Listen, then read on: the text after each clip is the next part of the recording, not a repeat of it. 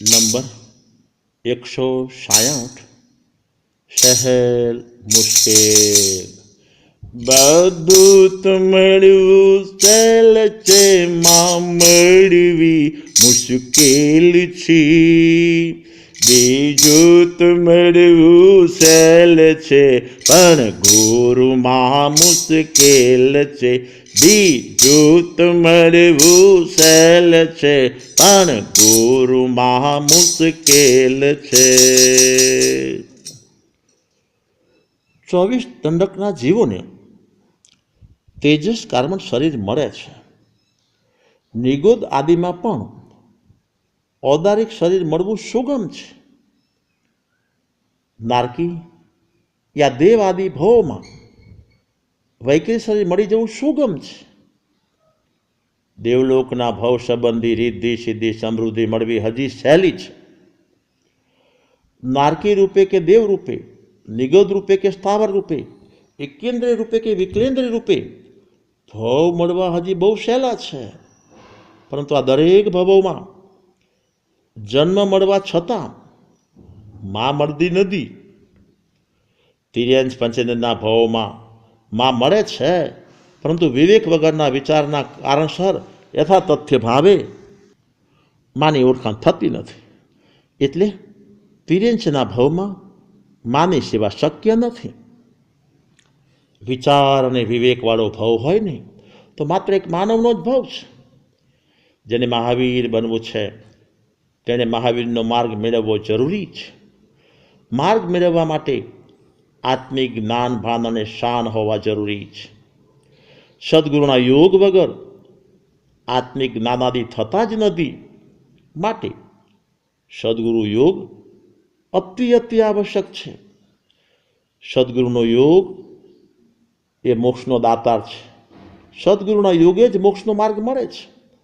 સદગુરુનો યોગ પ્રબળ પુણ્યોદય મળે છે. આંતરિક સંસ્કારના બળે સદગુરુ ઓળખાય છે. પરંતુ આ યોગ માટે માનવનો ભવ અતિ જરૂરી છે. આ જન્મ તો માતા જ આપે છે. માટે બીજું બધું પછી છે, માં સૌ પ્રથમ છે. સંસારી આત્માઓને રિદ્ધિ સિદ્ધિ સમૃદ્ધિના સાધનો જે પુણ્યોદય મળે છે એ પાપોદય ટળી જાય છે. એક જ ભવમાં આ બધા સાધનો કદાચ અનેક વાર મળે અને ટળે, પરંતુ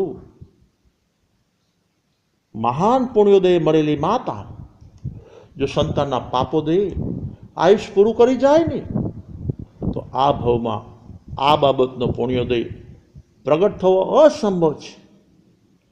હવે માં મળશે પણ ખરી માં નહીં મળે. વહન કરનારી માં નહીં મળે, સહન કરનારી મળશે. અસલી માં નહીં મળે, નકલી માં મળશે. જો પિતાજી બીજી લાવે તો. સુગંધ વગરનું પુષ્પ નકામું છે, ગળપણ વગરનો કંસાર નકામો છે, એમ જન્મદાત્રી મા વગરનું જીવન નકામો છે. અસહયોગી સુખ શાંતિને સમાધિ જોઈએ છે તો સદગુરુ મળવા જરૂરી છે. જ્યાં સુધી સદગુરુ ના મળે ત્યાં સુધી સત્તત્વ ના મળે, અને જ્યાં સુધી સત્તત્વ ના મળે ત્યાં સુધી ભવ ન ટળે. માતા મળે, માનવનો ભવ મળે. ગુરુમાં મળે તો ભવના ફેરા ટળે. માનું હૃદય સંતાન પ્રત્યે અહિંસા, સત્ય, આચર્ય, બ્રહ્મચર્ય અને અપરિગ્રહનું દર્શન કરાવે છે. તો ગુરુમાનું હૃદય સર્વ જીવો પ્રત્યે અહિંસાદિનું દર્શન કરાવનાર હોય છે. ગુરુ અનેક હોઈ શકે છે, પરંતુ સદગુરુ તો કોઈક જ હોઈ શકે છે. ગુરુ મળવાથી સંસારના ગોથા ટળવાનું એકાંતે કહી શકાતું નથી, પરંતુ પુણ્યોદય ફળે તો સદગુરુ મળે. સદગુરુ મળ્યા પછી જે શિષ્ય ચરમ અને પરમ ભાવે સદગુરુના ભાવમાં ભળે છે ને તો જરૂર તેના જન્મ મરણના ફેરા ટળે છે.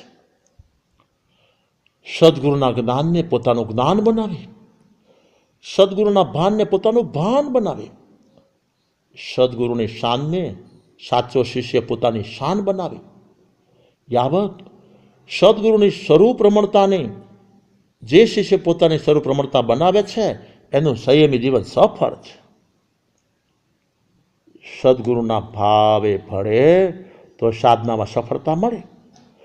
ગુરુ અને સદગુરુમાં આકાશ પાતાળનું અંતર છે. પુણ્યની પ્રધાનતાવાળા ગુરુ, સ્વરૂપ રમણતાની પ્રધાનતાવાળા સદગુરુ. પુણ્યની પ્રધાનતાવાળા ગુરુ મળે તો જીવ ગોથે ચડે, અને સ્વરૂપ રમણતાની પ્રધાનતાવાળા સદગુરુ મળી જાય તો શિષ્યના ભવ ટળી જાય. બસ આજે આટલું જ. ધ્રાંગધ્રા સંબંત 2056 વૈશાખ સુધી પૂનમ, બુધવાર, તારીખ 17/5/2000.